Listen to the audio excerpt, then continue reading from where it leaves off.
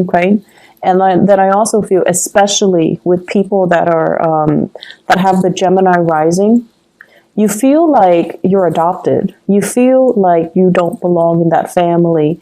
You feel different from your siblings and from the people around you. And so being rejected, being scrutinized, being exposed, being vulnerable, you don't like that feeling. And a lot of the times too, for many of you, your automatic, defense mechanism is not so much defense. It's not so much like a Cancer where they can retreat into the safety of their shells and just shut people out. Your defense mechanism is a little bit more offensive. So you're going to strike back like that Scorpio. You're going to strike back. You're going to give people a piece of your mind. You're going to, rather than directing the energy or the attention to you, you're going to be like, well, oh yeah, but you did this last time. You did that. And so it's a little bit problematic here because trying to get the last word in and trying to argue with somebody who doesn't really care about truth, who doesn't really care about, morality, who doesn't really care about getting to the bottom of the story or getting to the facts. It's very circular. It doesn't really resolve anything. And then it exposes you more. Okay. So the smart thing to do is actually to retreat into your sanctum, like the Cancers, when they have, the safety and the security of their home, their clan, their shell. Just draw back this energy, not act, and kind of contain yourself and sit still with yourself. And yes, it is very difficult to do that, but you don't really have a choice. Okay? So, that is an energy happening since the March timeframe. It is spilling over into April. And the thing about April, because we are dealing with this Mercury retrograde cycle in Aries nonetheless, the most hot-headed sign in the zodiac, it basically means that, people are going to be very uncensored in the way that they talk. They're just going to shoot out BS at you. They're going to shoot out BS at each other. And no one is really interested in, having substantial, having communication that is valuable or meaningful or communicates what it needs to be communicated. So that's the problem with this energy. And when it's in when it's affecting your ruling planet, it's not a good place to be. And so, shut the world out. Sit still with yourself. Do things without the inputs and the influence of other people. And just try to be very, very self-contained.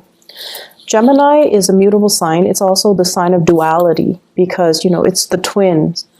And a lot of the times, too, it's really difficult for you to kind of sit still and not have that stimulation from your environment.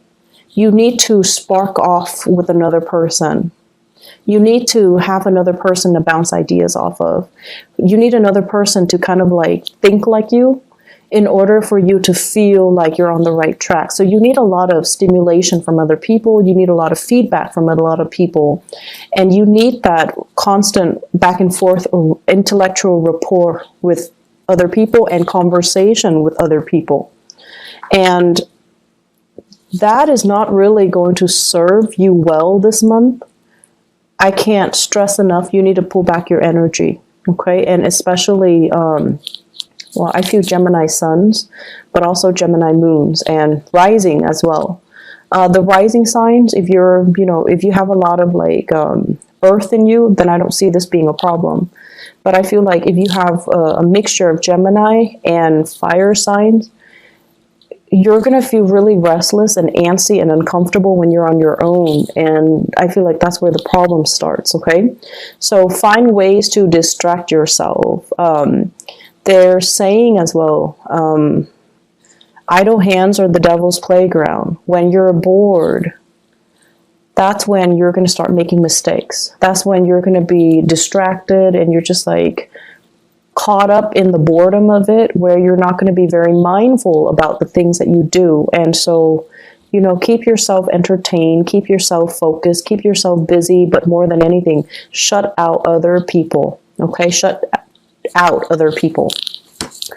First of all, what I'm seeing here, there is going to be a tremendous amount of financial prosperity. So finances looks really good, and you know, no news is always good news in the financial sector.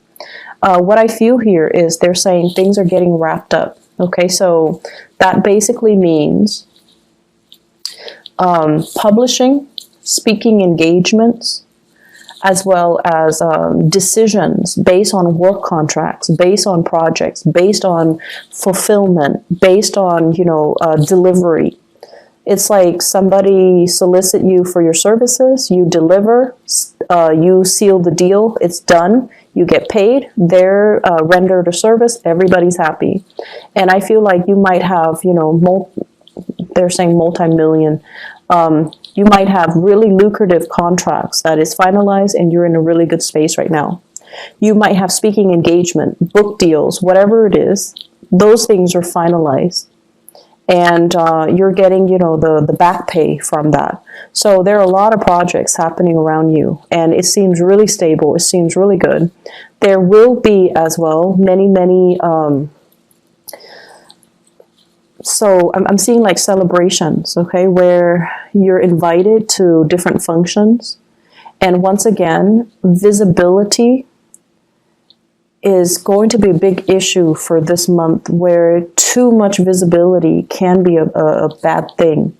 So be selective about where you go, and be selective about, you know, the types of crowd that you know is going to be there. So for example, if a friend of a friend has like, you know, this meetup situation, and you know that there will be some people that you don't really click with or jive with, that's going to be there. You can decline, or you can choose to shorten the amount of time that you're there, okay? So I feel like being a little bit more strategic about where you are putting your time, so that it doesn't create a situation where, you know, too much visibility can create conflict, where you're being scrutinized, or you're exposed to things and situations and people that aren't good for you, okay?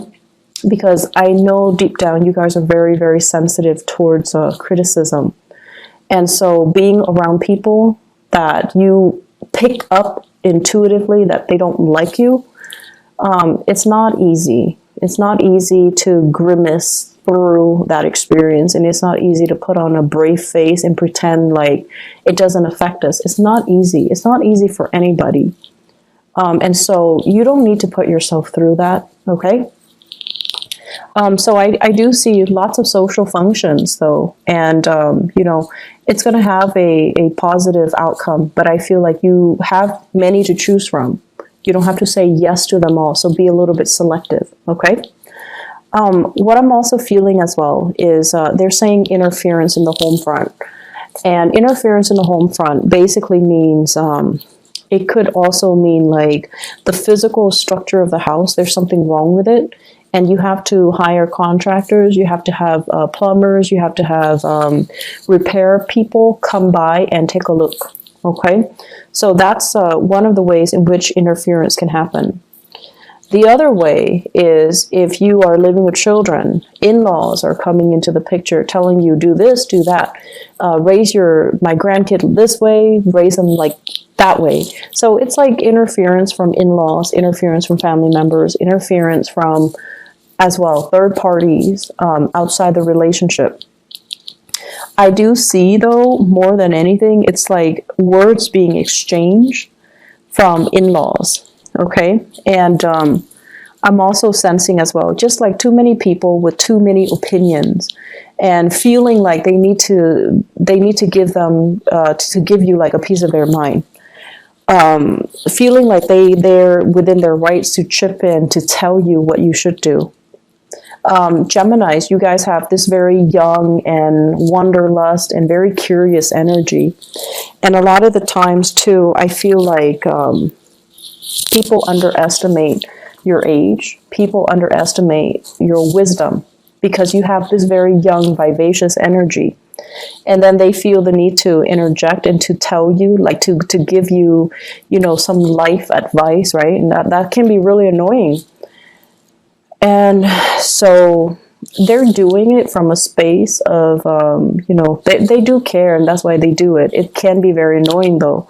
And so if you can take that to heart, don't let it get to you. That's going to be helpful, okay? In the work situation, I have here the Two of Cups in the reverse. And the Two of Cups in the reverse, basically what this means is that you guys like your work environment, your coworkers and things like that.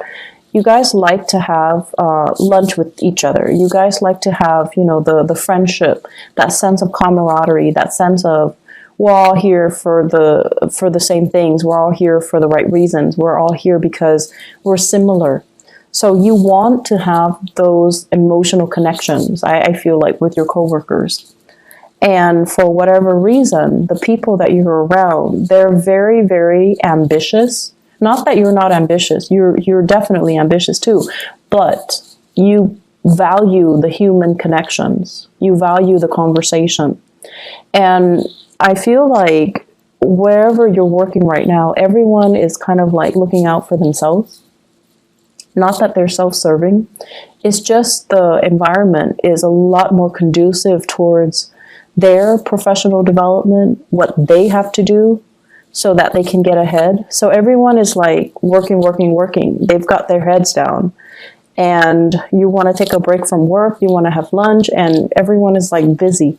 So it just feels as if there's a dissonance between what you want versus the people around you, what they want, and the timing to do things, to kind of like enjoy each other's company, to not work all the time.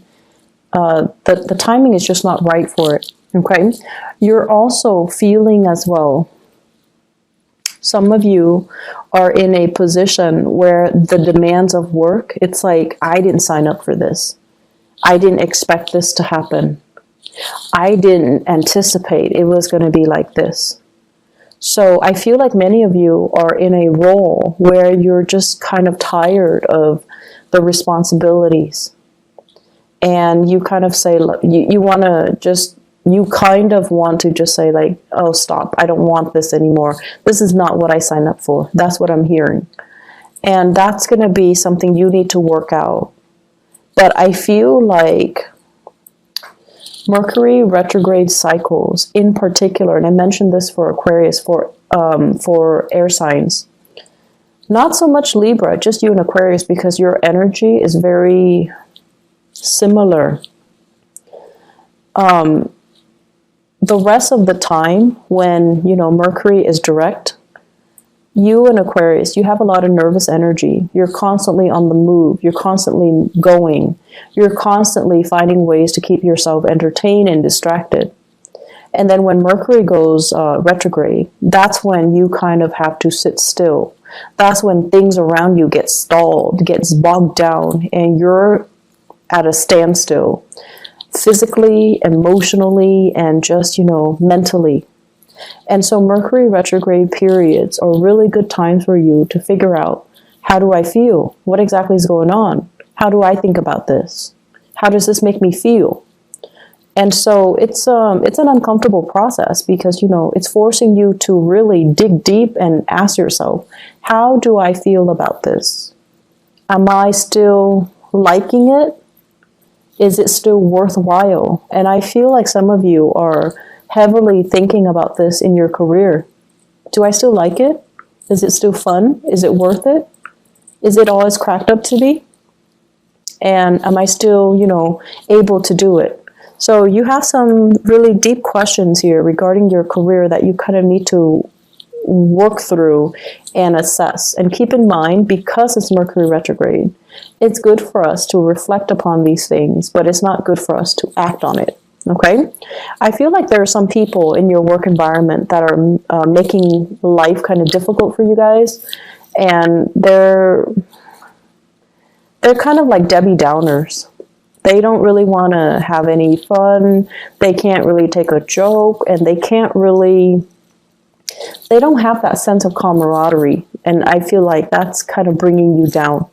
And if these people were not in the picture, I feel like you'd be a lot happier. Okay? But I feel like either way, they're there for a reason. They're getting things done. So without them there, I feel like things can be very unproductive.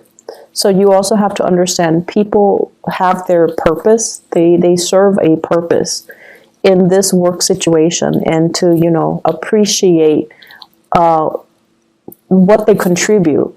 Okay, you don't have to like them. You don't have to be buddy-buddy with them, but you definitely need to acknowledge the fact that they are contributing something, because I feel like they are. They're just not, you know, fun and bubbly and gregarious and outgoing and friendly, but they have their own things that they are contributing productively to the work environment. Relationships. I have here a fire sign. So this is an Aries, a Leo, or a Sagittarius. And what I feel happening is, for those of you who are dealing with, you know, a fire sign, I feel like you might have children together. You might also share property together. You might also have, like, be in a relationship with each other where you're not really sure if you're still 100% in it.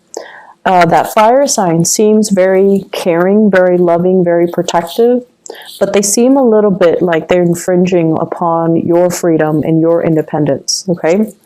I'm also getting here a water sign, Pisces, Cancer, Scorpio. It shows up here as the Knight of Cups.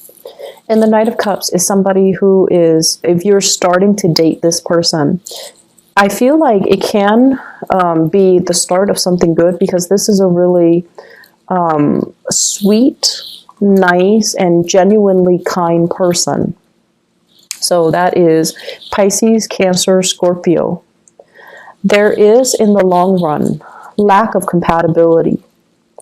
But lack of compatibility is not always, you know, the deal breaker. It's just how you deal with each other's energies, whether or not you're willing to kind of negotiate with each other.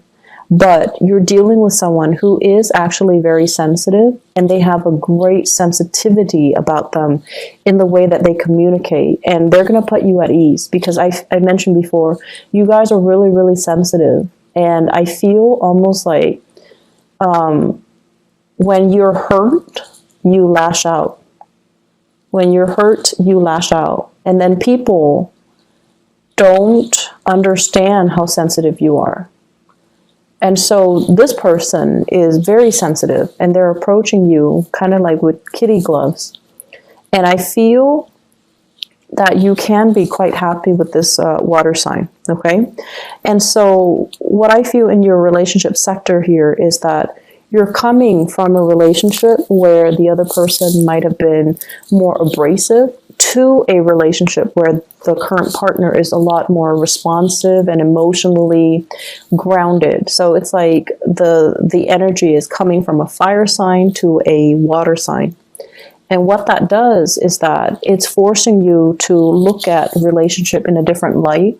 It's forcing you to change your tactics, your technique, and change your communication style. You don't have to be on the defense anymore, or you don't have to be on the offense anymore. You're actually with someone who has a lot more sensitivity, okay? They're saying here a partner that is older and wiser. So you could be male or female. I feel like your partner is a very, very old soul. This is somebody who's really wise. I see an owl. And an owl usually indicates to me someone who is not only, you know, like wise beyond their years, but they're very, very, they're a very old soul. and they understand a lot of things without you having to spell things out for them. And I also feel like there's a lot of learning that's going to be happening here if you allow it. Okay? So the way to maintain more harmony in this relationship is definitely, Geminis, don't interrupt when they're talking. Okay? You're going to be learning a lot from this person. And don't deprive yourself of those opportunities to learn. Okay? I also feel as well, having opportunities to travel together, to kind of expand your worldview, and to try to, it seems to me like a process of incorporating everything that you know. You know, it's not just about trivia, gathering knowledge, but it's more about making connection between all the disparate pieces of knowledge, so that you can form a genuine, holistic understanding of a situation. So many of you are kind of like at the next stage of your soul's evolution, where I guess the lower vibration of Gemini is about trivia, gathering knowledge, so that you can, you know, answer disparate questions, but not knowing how everything is interrelated, how everything is connected, how everything exists in a web that is all about interconnectedness. So the next phase here, and through the people that you're interacting with, even in the job that you're performing, and the new people that are coming into your social environment, you're learning to kind of like collect knowledge, but also trace out a line or a web to understand how everything is connected, how everything is related, because that's what true accumulation of knowledge is: to understand, to synthesize, to synthesize knowledge, and to arrive at higher quality answers. Okay? I feel like this is the next step of the way. Don't fight it. This is something that you're going to need to do. Okay? As the first air sign of the zodiac, and when we look at, you know, the first six signs are actually very young. Their souls are very young. And as the first air sign of the zodiac, it is really important for you to kind of look outside of yourself and to look at how other people are doing, so that you can emulate what they're doing, and then you can grow. And I feel like with, you know, Libras, it's the second air sign in the zodiac. Libras have a really, really sharp mind. They're able to retain information really well. And they're starting that journey where, you know, they're very curious. They're like very scientific about the way in which they learn, the way they capture ideas, the way they compartmentalize and store information, so that they can recall it when they need to. And then with Aquarius, it's like the higher vibration of that, where they grasp concepts really, really fast, and then they can draw answers out of the blue. And so with you guys, as the first sign, you're very good, and you're naturally very curious, and you're just really good at, you know, gathering as much information as you can. And it's almost like a scramble for information. But in the process of scrambling to know everything, you're shortchanging yourself. You're not really gathering the high quality answers. You're just gathering knowledge for knowledge's sake without understanding how everything is related. So the way in which you store information, it needs to be changed a little bit, so that things have a logical progression, so that things are woven in a way that is a little bit more meaningful. Okay?